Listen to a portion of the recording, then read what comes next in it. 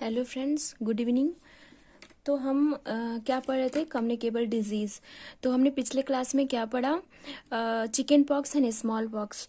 तो आज चलिए हम कंटिन्यू करते हैं नेक्स्ट कम्युनिकेबल डिजीज़। तो आज हम पढ़ेंगे मिजल्स, जिसको हम रूबियोला भी बोलते हैं। मिजल्स आज पढ़ेंगे। तो मिजल्स का ये देखते हैं कॉजेटिव ऑर्गेनिज्म क्या है। मिजल्स का कॉजेटिव ऑर्गेनिज्म है आरएनए पैरामिक्सो वायरस। मिजल्स का causative organism RNA paramyxo virus है और इसका इंक्यूबेशन पीरियड 10 से 14 दिन होता है। तो हमने पिछले क्लास में क्या पढ़ा था? स्मॉल पॉक्स का इंक्यूबेशन पीरियड क्या था? 7 से 21 दिन।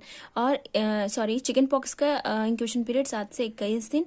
स्मॉल पॉक्स का क्या था? 7 से 17 दिन। और मिजल्स और रूबियोला का जो है इंक्यूबेशन पीरियड क्या है? 10 से 14 दिन। तो अब देखते हैं आइसोलेशन। तो आइसोलेशन क्या है? मिजल्स का 7 डेज और कह सकते हैं 1 वीक। तो मैंने इंट्रोडक्शन पीरियड में इंट्रोडक्शन क्लास में ये बताया था कि आइसोलेशन क्या होता है। तो मतलब जो इन्फेक्टेड पर्सन होता है उसको सेपरेट रखा जाता है। तो उसको 7 डेज के लिए सेपरेट रखेंगे। फिर कम्युनिकेबल पीरियड, मैंने इंट्रोडक्शन क्लास में ये भी बताया था कम्युनिकेबल पीरियड, जिसको इन्फेक्टिव पीरियड भी कहते हैं। Infective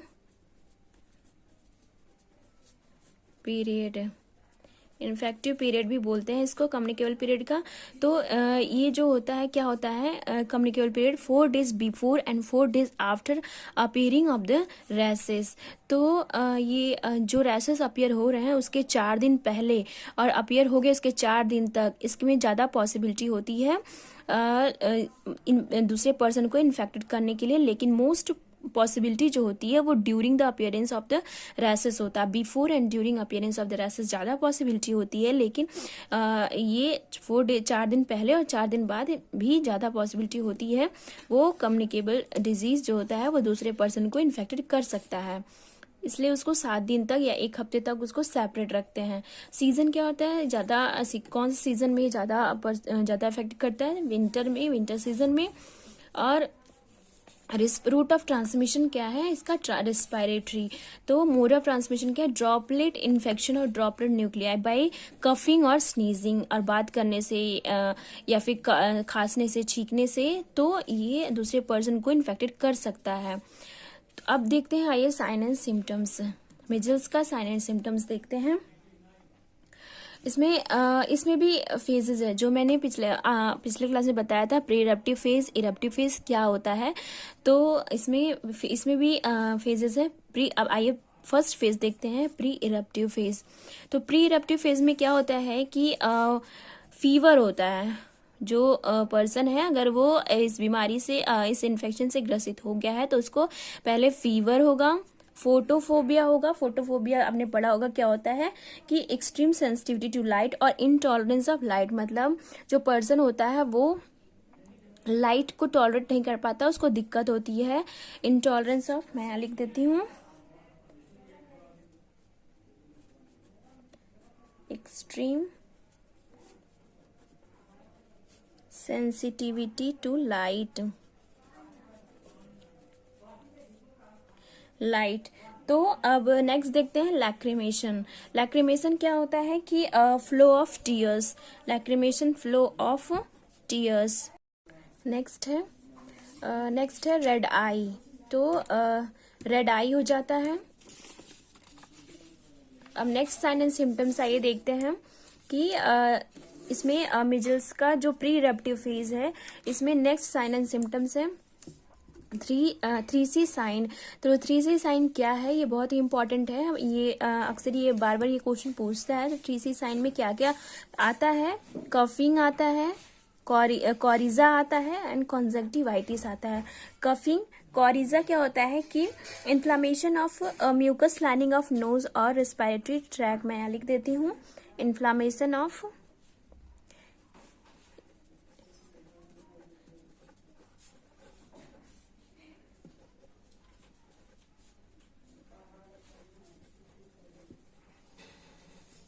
mucus lining of nose and respiratory tract.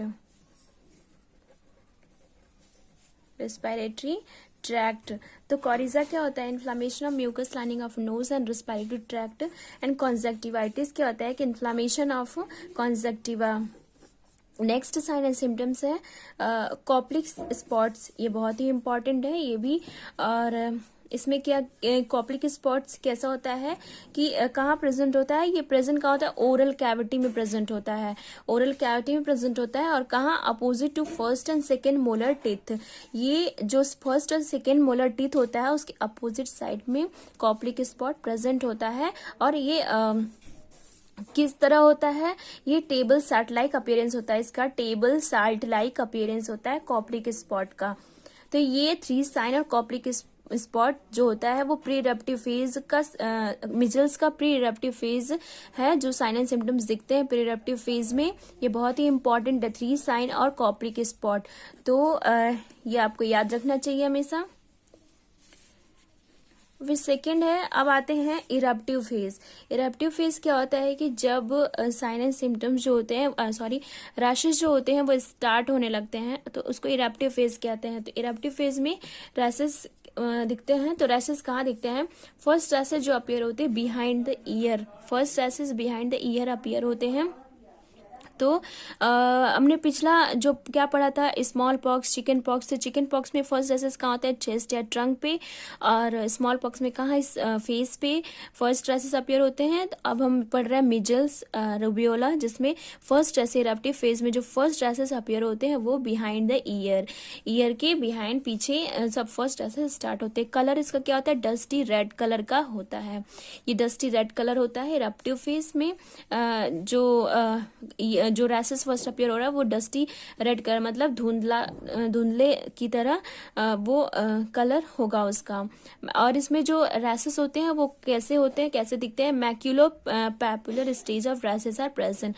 मैक्यूलो papular मैंने पढ़ाया था पिछले क्लास में कि इंट्रोडक्शन क्लास में कि मैक्यूल्स और पैप्यूल्स क्या होते हैं। मैक्यूल्स क्या होते हैं कि ये फ्लैट स्किन पे जो है फ्लैट फॉर्म में होते हैं, और जो सराउंडिंग स्किन होती है उनसे ये डिफरेंट कलर के होते हैं, थोड़े अलग दिखते हैं।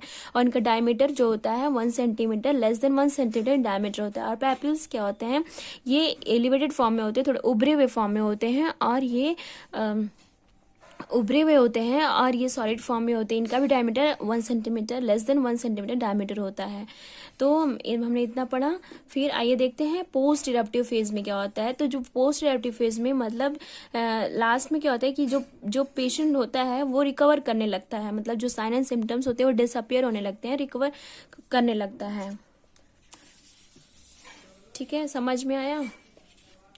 फिर नेक्स्ट देखते हैं प्रिवेंशन।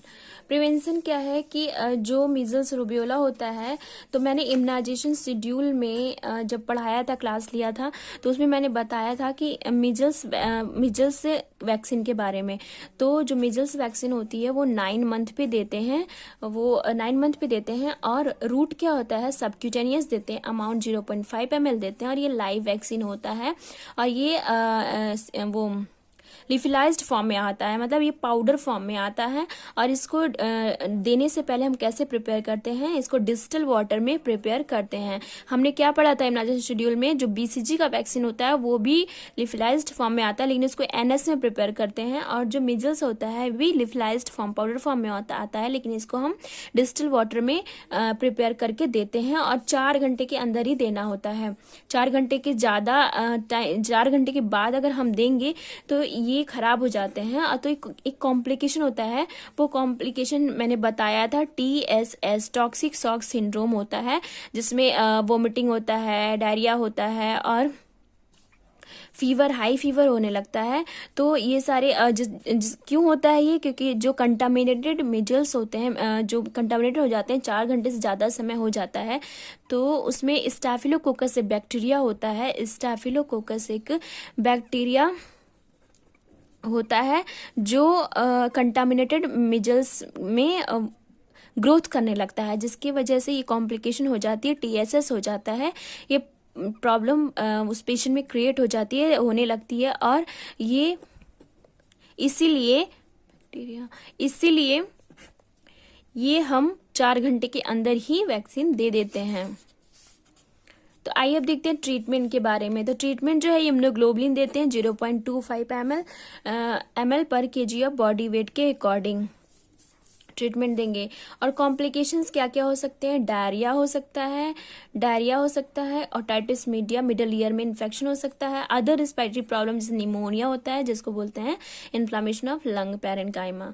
तो ये सारी दिक्कत हो सकती है। तो आइए पहले हम रिवाइज कर लेते हैं कि आज हमने क्या क्या पढ़ा। तो क्या क्या पढ़ा हमने, मीजल्स रूबियोला के बारे में पढ़ा जिसका causative organism RNA paramyxo virus है। इंक्यूबेशन पीरियड 10 से 14 दिन होता है। आइसोलेशन 7 दिन के लिए इसको आइसोलेट रखते हैं पेशेंट को। कम्युनिकेबल पीरियड क्या होता है, 4 दिन before, 4 days before and 4 days after appearing of the rashes. 4 दिन पहले और 4 दिन बाद का समय बहुत ही ज्यादा रिस्की होता है। ये पर्सन ज्यादा ही इन्फेक्टेड कर सकता है दूसरे पर्सन को, लेकिन उससे भी ज्यादा जो रिस्की पीरियड होता है before and during the appearing of rashes. तो फिर सीजन क्या होता है, विंटर सीजन में ये ज्यादा मतलब इन्फेक्टेड होते हैं पर्सन इस मिजल्स से। रूट ऑफ ट्रांसमिशन क्या होता है, रेस्पिरेटरी होता है, ड्रॉपलेट इन्फेक्शन के थ्रू और ड्रॉपलेट न्यूक्लियाई के थ्रू बाय कफिंग और स्नीजिंग। साइन एंड सिम्टम्स क्या होता है, ये 3 फेज होते हैं, pre eruptive phase, eruptive and post eruptive phase. Pre eruptive phase में क्या साइन एंड सिम्टम पहले दिखता है, फीवर होता है, फोटोफोबिया होता है जिसको बोलते हैं एक्सट्रीम सेंसिटिविटी टू लाइट और intolerance to light. Lacrimation, flow of tears होता है, रेड आई होता है। और फिर हमने क्या पढ़ा, 3C sign. Pre eruptive phase, measles के प्री इरप्टिव फेज में 3C साइन दिखते हैं जिसमें क्या क्या होता है, कफिंग होता है, कोरिजा होता है, कॉन्जेक्टिवाइटिस होता है। कोरिजा क्या होता है, inflammation of mucus lining of nose and respiratory tract, and conjunctivitis inflammation of conjunctiva. तो ये दिक्कत होती, ये प्रॉब्लम होती है 3C। तो ये सारी जो है सिम्टम्स है प्री इरप्टिव फेज में। अब कॉप्लिक स्पॉट्स भी होते हैं जो ओरल कैविटी में दिखते हैं और opposite to first and second molar teeth, जो मोलर टीथ होता है उसके अपोजिट साइड में ये दिखते हैं। और किस तरह से दिखते हैं, टेबल साल्ट लाइक अपीयरेंस होता है। और अब नेक्स्ट देखते हैं इरप्टिव फेज। हमने पहले पढ़ा pre eruptive phase. Eruptive phase में फर्स्ट रैसेस अपीयर कहाँ होता है, बिहाइंड द ईयर होता है, कलर डस्टी रेड कलर होता है, मैक्यूलोपैपुलर स्टेज ऑफ रैसेस होते हैं। और पोस्ट इरप्टिव फेज में क्या होता है, थर्ड स्टेज में क्या होता है कि पेशेंट जो होता है रिकवरी करने लगता है साइन एंड सिम्टम्स से, सिम्टम्स जो डिसअपियर होने लगते हैं। और प्रिवेंट हम कैसे कर सकते हैं, इसका प्रिवेंशन क्या है, मिजल्स वैक्सीन हम लगा सकते हैं एट द 9 मंथ। रूट क्या, subcutaneous, amount 0.5 ml। Live vaccine ये है। रिकॉन्स्टिट्यूशन किस में करते हैं, डिस्टिल वाटर में। और रिकॉन्स्टिट्यूशन करने के बाद 4 घंटे के अंदर ही लगाना होता है, नहीं तो ये दिक्कत हो जाती है, जो प्रॉब्लम होती है TSS, टॉक्सिक शॉक सिंड्रोम जिसको बोलते हैं। और क्यों होता है, स्टेप्टोकोकस बैक्टीरिया होता है, वो कंटामिनेटेड मिजल्स वैक्सीन में ग्रोथ करने लगता है। ट्रीटमेंट क्या है, ये इम्यूनोग्लोबुलिन होता है 0.25 ml पर kg ऑफ बॉडी वेट जिसको देते हैं। कॉम्प्लिकेशन क्या क्या हो सकता है, डायरिया होगा, otitis media, other respiratory problems, pneumonia.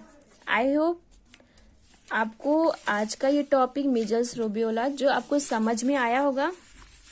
तो नेक्स्ट टॉपिक हम पढ़ेंगे जर्मन मीजल्स के बारे में। तो आप नेक्स्ट वीडियो के लिए प्लीज लाइक एंड सब्सक्राइब करें एंड बेल आइकन को जरूर दबाएं। Thank you friends.